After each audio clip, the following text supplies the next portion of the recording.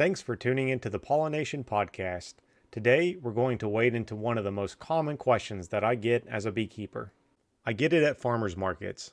I get it in emails. Sometimes I even get it shouted across a parking lot while I'm loading bee equipment into the truck. The question goes something like this. Hey, does honey help with allergies? Now, if you've ever been tempted to grab a spoonful of local honey every morning in the hopes that springtime sniffles magically disappear, you're not alone. This idea is everywhere. It's one of those things that people pass along like family recipes, whispered like it's some ancient folk secret. A spoonful of honey every day keeps the tissues away. That's the promise. But is it true? Or is it just one of those sweet-sounding myths that refuses to die? That's what we're going to dig into today. It's not a bad question. It makes sense in a certain way. And for some people, it's practically a ritual. Every spring they buy local honey, swear by it, and tell everyone they know to do the same. And you know what? They really believe it works. But here's the thing. As much as I'd love to say, yep, that's right, my honey will cure your allergies and hand over a bottle, I also feel like I owe people honesty. So that's what today's episode is all about. We're going to explore this claim from every angle, the history, the biology, the science, the stories from customers, and even the psychology behind why people believe in it so strongly. And by the end of this video, you'll have the whole picture. Now let's start at the beginning. Why do people even think honey should help with allergies? If you think about it, the logic seems airtight. Allergies are caused by pollen. Bees collect pollen. Honey contains pollen. Eat the honey, build tolerance to the pollen. Allergies get better. Simple equation, right? It's basically nature's allergy shot. And in some ways, it mirrors what doctors actually do. Allergy shots, like the kind you get at the clinic, are made of small amounts of the very allergens that trigger your symptoms. The doctor gives you a carefully measured dose. Your immune system slowly gets used to it, and over time your reactions lessen. So people look at honey and think, well, hey, that's the same thing, just tastier. But here's where things get complicated. Not all pollen is created equal. The pollen that triggers most allergies is from wind-pollinated plants. Grasses, weeds, and trees. Ragweed, oak, birch, all those guys. They produce clouds of tiny, lightweight pollen designed to float through the air and, unfortunately, straight into your nose. Bees, they don't care about that stuff. It's not useful to them. Bees go after flowers that produce nectar, and the pollen they collect is usually heavier, stickier, and not the stuff floating around making you sneeze. So the pollen you find in honey doesn't usually match the pollen causing your allergy problems. It's like this. Imagine you're allergic to cats, but you decide to spend all of your time hanging out with golden retrievers. Sure, you're around animals, but they're not the ones giving you trouble. Doesn't matter how much time you spend with dogs, the next time you walk near a cat, you're still sneezing. Same deal with honey pollen versus allergy pollen. I'll share a story that happened to me a while back. I was at a local farmer's market, selling our honey. This woman came up, bought a bottle, and said, I eat a teaspoon every single morning, and ever since I started, I haven't needed allergy pills. And she said it with so much conviction that honestly, for a moment, I almost believed her more than the research I'd read. She was that confident. And then, 10 minutes later, another guy came up to the table. He asked me point blank, so does honey really cure allergies, or is that just something people say? He looked skeptical. I told him the truth. Science doesn't really support it. And he nodded like, yeah, that's what I figured. 2 customers, back to back. One swears honey changed their life. The other suspects it's just a myth. And honestly, that's the story I've seen play out over and over. So who's right? The woman who swears by her daily spoonful, or the guy who trusts the research? Well, maybe both in different ways, because here's the twist. Even if honey doesn't cure allergies in a biological sense, there are still reasons people might feel better when they take it. And that, my friends, brings us to the fascinating world of placebo and perception. But I don't want to rush us there just yet. We'll get into the science and psychology in a few minutes. First, I want to step back and think about how honey earned this reputation in the first place. Because it's not just about modern marketing, it goes way back. Honey has always been a medicine. You look at the Egyptians, they used it in wound care. They'd literally pack wounds with honey to prevent infection, and it worked, because honey has antibacterial properties. Traditional Chinese medicine recommended it for coughs. Ancient Greek athletes ate it for energy before competitions. Even the Bible talks about honey as this pure heavenly gift. So honey has thousands of years of credibility as a healing substance. It's natural, it's safe, it tastes good, and when something like that has that kind of reputation, it's really easy for new claims like allergy relief to stick. Now think about how many people suffer every spring or fall. Sneezing, watery eyes, sinus pressure, the whole miserable package. If you're one of those people, you'll try almost anything to get relief. And if someone tells you that there's a natural, tasty, local solution sitting in a bottle at the farmer's market, who wouldn't at least give it a shot? That's how ideas like this spread. They sound reasonable. They fit into a long tradition. And most importantly, they give people hope. So here's where we are so far. The logic is appealing, the history gives it credibility, and the stories from customers keep it alive. But the science doesn't exactly line up with the claims, at least not yet. So let's start with the basics. What is an allergy? Well, allergies are basically your immune system overreacting. Normally, your immune system is there to protect you from real threats, viruses, bacteria, and infections. But in people with allergies, the immune system gets confused. It mistakes harmless stuff, like pollen or pet dander, for dangerous invaders. And when it sees that pollen, it goes into overdrive. Histamines get released. Your blood vessels dilate. You start sneezing, coughing, and your nose starts to run. Now, the interesting part is the type of pollen that usually causes these problems. Like I mentioned earlier, it's almost always pollen from wind-pollinated plants.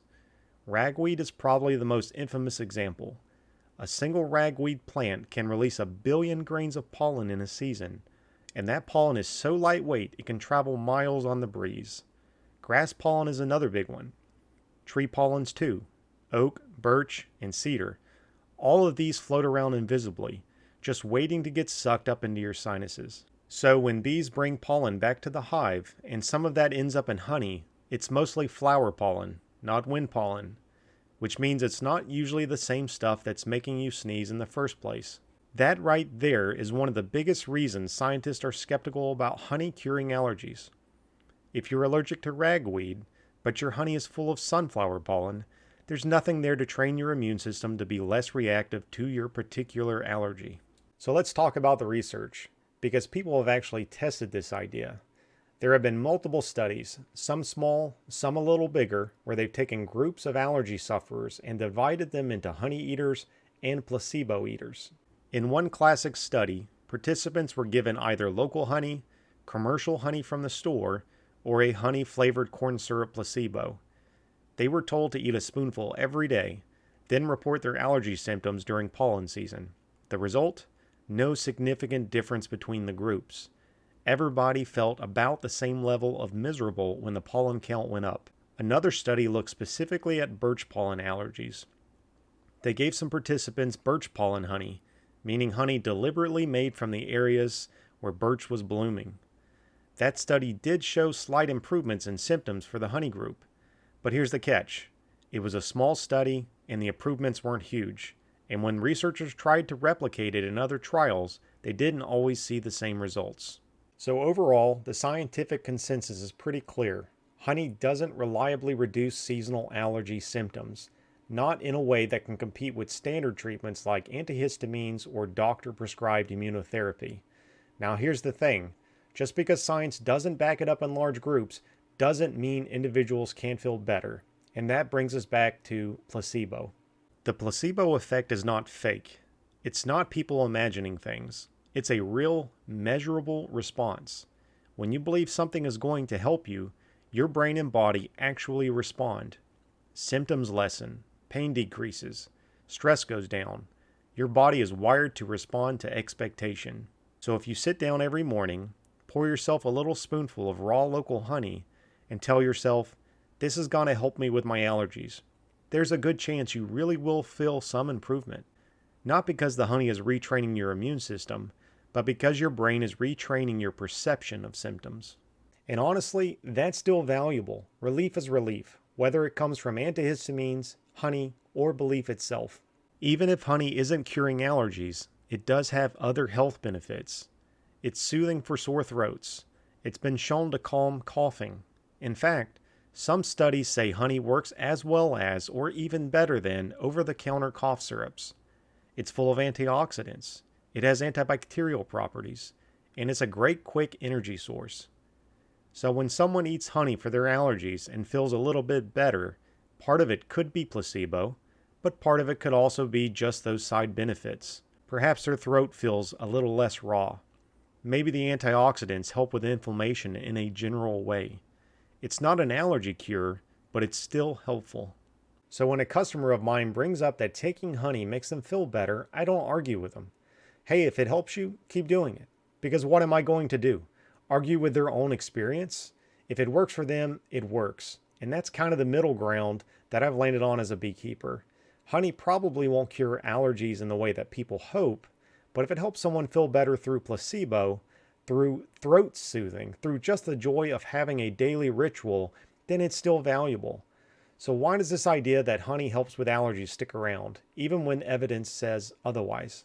Part of it comes down to human psychology. We love simple solutions. Our brains are wired to prefer a clear, natural answer over something complicated and clinical.